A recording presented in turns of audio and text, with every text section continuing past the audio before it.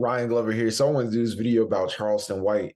And while I find some of his commentary outright hilarious, I think that at times he says inappropriate remarks.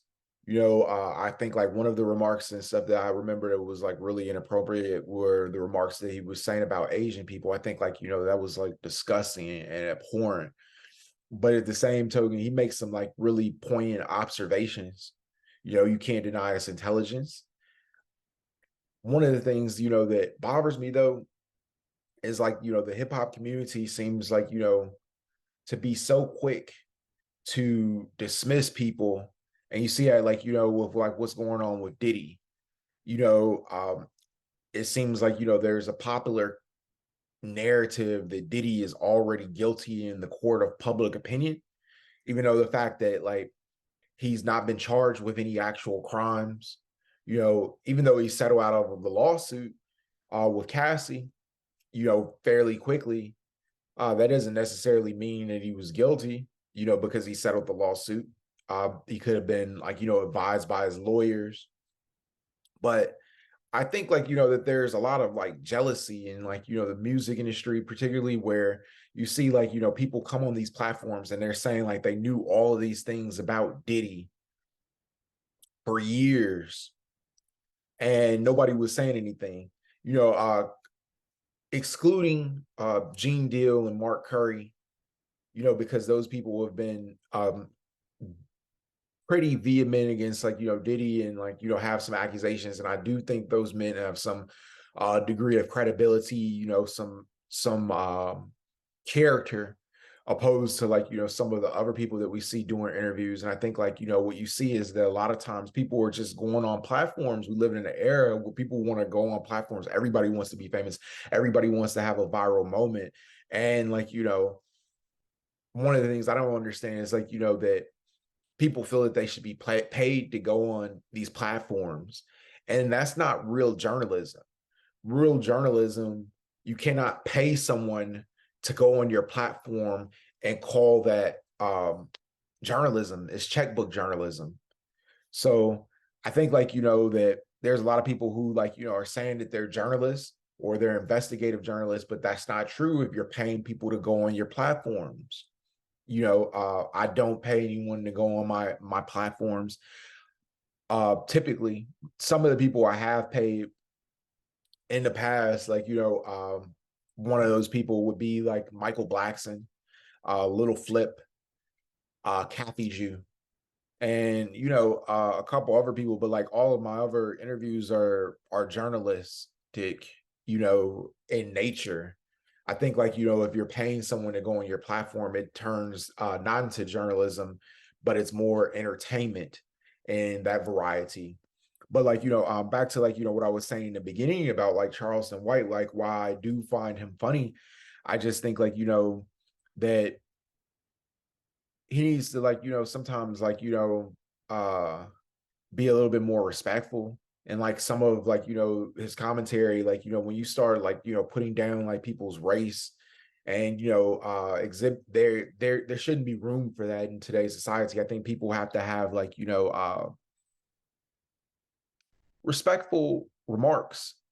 I was looking at DJ Vlad's interview earlier today with Carlos Mencia, and they were saying the black people can't swim joke, which is a cliche. And Carlos Mencia was saying he's way funnier than that, which may be true.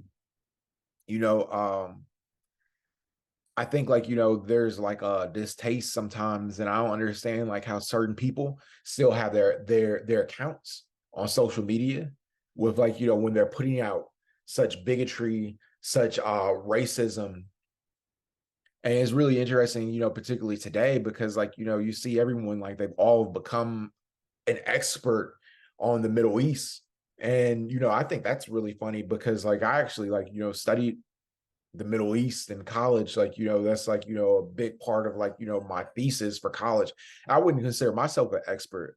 So how people became experts and stuff and everything overnight about the issues that are going on with Palestine and Israel is hilarious. But again, that goes back to living in a culture which is so defined by social media. And I think people have lost sight of like, what actual true value is, because I think like, there's a lot of people on social media who have huge followings, but don't really have anything to say and aren't bringing any real value to the world or anyone, besides like, a novelty or entertainment. And there's people who may have like, a small following. I really look up to, a lot of different journalists who don't have like, a big following, but they actually bring real tangible value. And social media is not dictated on those same terms. Like I think like a lot of times and stuff is just about a following. You can see like, because a girl has, you know, very physical attributes that like, people want to want to subscribe to her channel, or like, because she's showing like, herself scantily clad, people want to subscribe to her channel, and that's fine. But that doesn't negate the fact that she doesn't really offer any real value. And I was just like, to point out, man, like, my following, I thank everybody who like watches my videos. While it's growing, it's not necessarily growing at the rate like, that I would like. I think like, I've been on Twitter, and I'm still like at 800 followers, but I'm thankful for everybody that follows me on Twitter. I've got like about 1,000 subscribers on YouTube, which I'm thankful for everybody who subscribes to my YouTube channel. Instagram is about like 5,000 followers. And, on TikTok, it's about 1,000. Facebook, I've got like, 3,000 friends and stuff. So, because of that, I've been able to have some like viral moments before. And I think like, that's cool. It's a lot of power in media, especially when you're going against the grain and you're doing like, real journalism. And I think like a lot of people aren't doing that, but they're kind of presenting it to the public like they are. So I just wanted to address that. And, you know, 2024 is quickly approaching, man. 2023 has been a great year. I think like, it was really amazing, like, particularly like, being a part of the SAG after strike as a member of SAG after and serving as a strike captain. And then like, being able to interview people who were part of the negotiating committee, like Francis Fisher on my YouTube channel, a number of the WGA writers, you know, uh, while that strike was actually happening, and, be a part of history. So I think like, that is something that will always stick with me, being, a member of like, one of the largest labor movements of my lifetime. And I think like, those themes are very important. And you see like, where corporations are very greedy and they want to take from the working class man.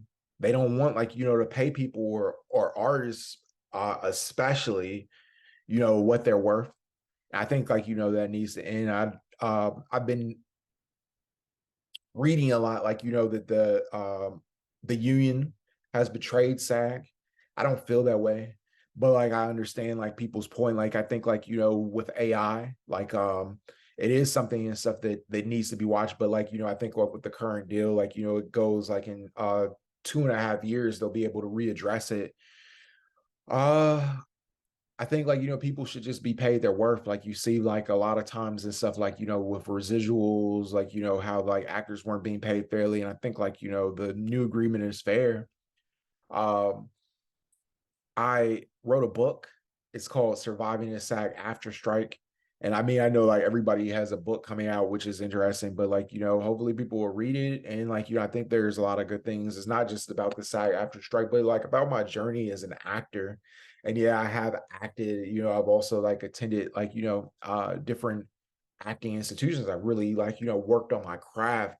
And, that's the thing that I think that is disheartening, because like, I again back to social media, where I feel there's a lot of people who have put in the work on their craft as an actor, but like because they don't have this huge social media following, it's like, sometimes and stuff, they're they're looked over by somebody who isn't nearly as talented or work nearly as hard, because this person has a huge social media following. And not to say that people who like, build their social media following and stuff shouldn't be um looked at seriously, because there's a lot of people who have done that. and, done it the right way and worked on their craft. It's like, but I just think like, there's too much emphasis on social media, and like a lot of that stuff is fake.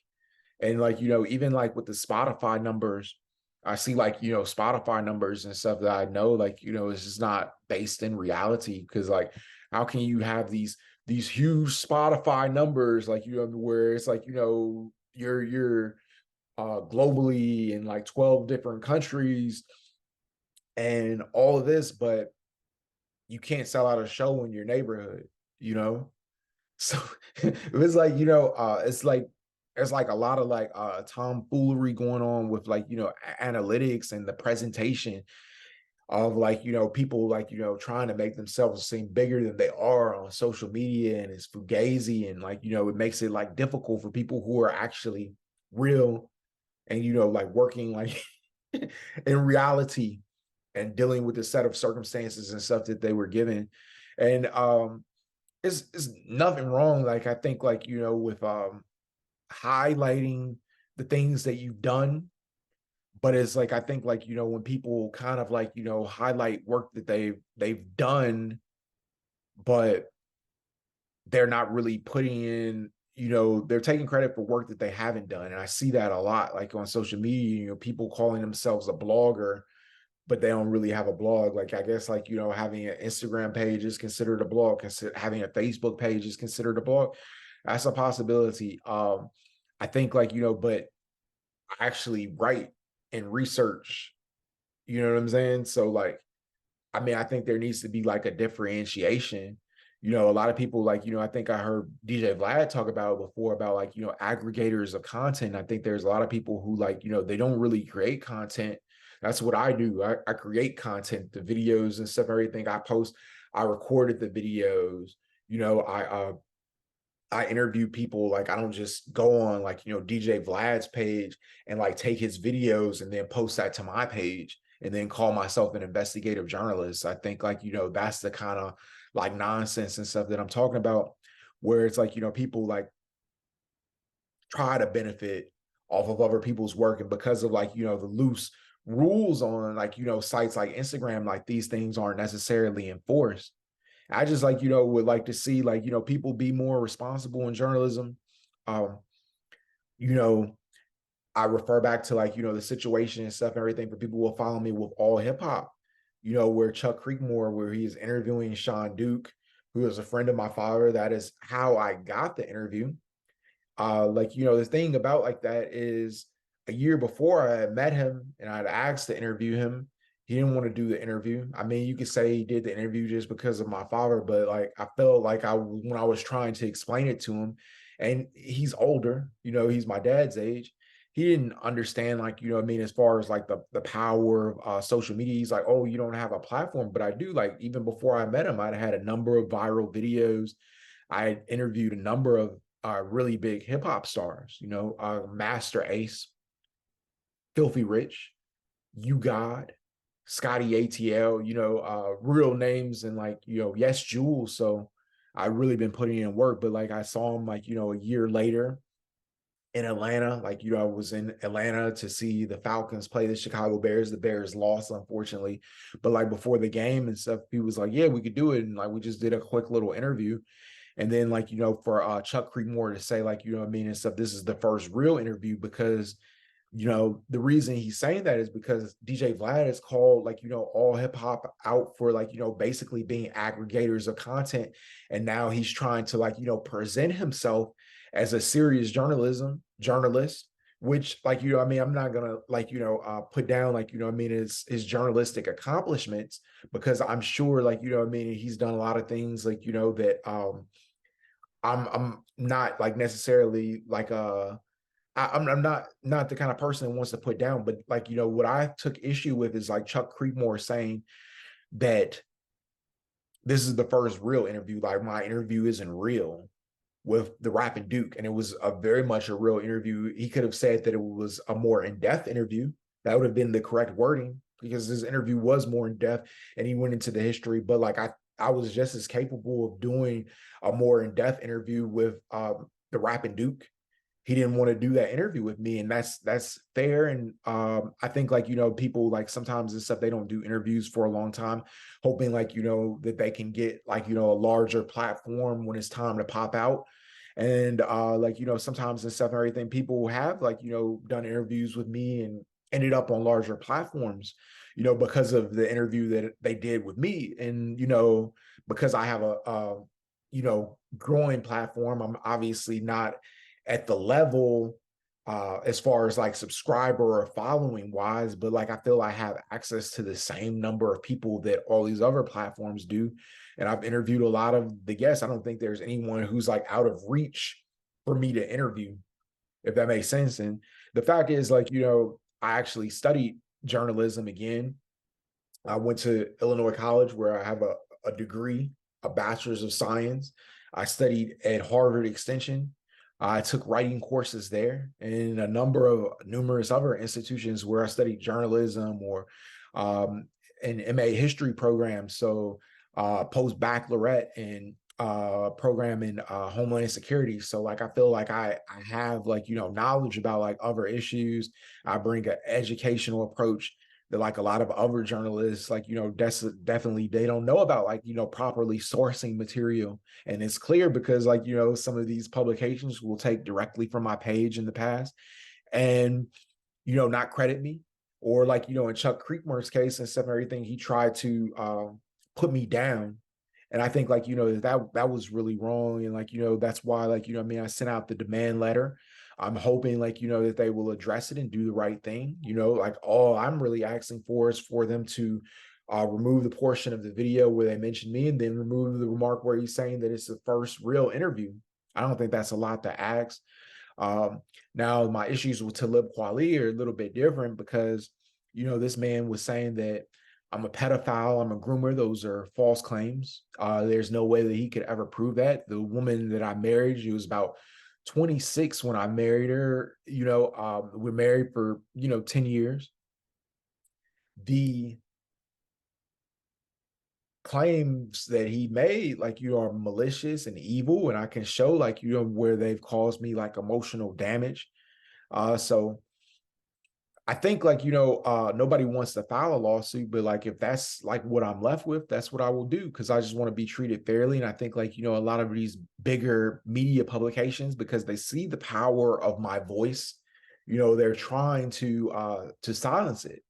And I think like, you know, that's one of the things that Talib Kweli did. Like, you know, he said my channel was like for people that are failed musicians, you know, but I had interviewed previously, I had interviewed Tash, who he later had on his channel. And like you could look up the interview on my channel. Then he went on the People's Party and he told the same story that he told on my channel.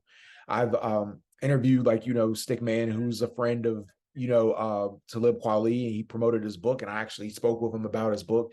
So like, I mean, like that goes back to my point of like, I think like, you know, I have access to the same guests that they have access to, and they'll try to make it seem like, you know, that they're doing something so much bigger. And, you know, I think like the best thing is like, you know, that I think proves my point when I do interviews with adult film stars, it's not the fact that the adult film star interviews, like, you know, via Zoom will get more views than a lot of their professional quality interviews in comparison. And I think that's what keeps my channel relevant. Like, whereas like I won't necessarily get like the views like, you know, that they would get with that same guest. But if you look at some of my adult film interviews, like they get like, you know, the same number of views.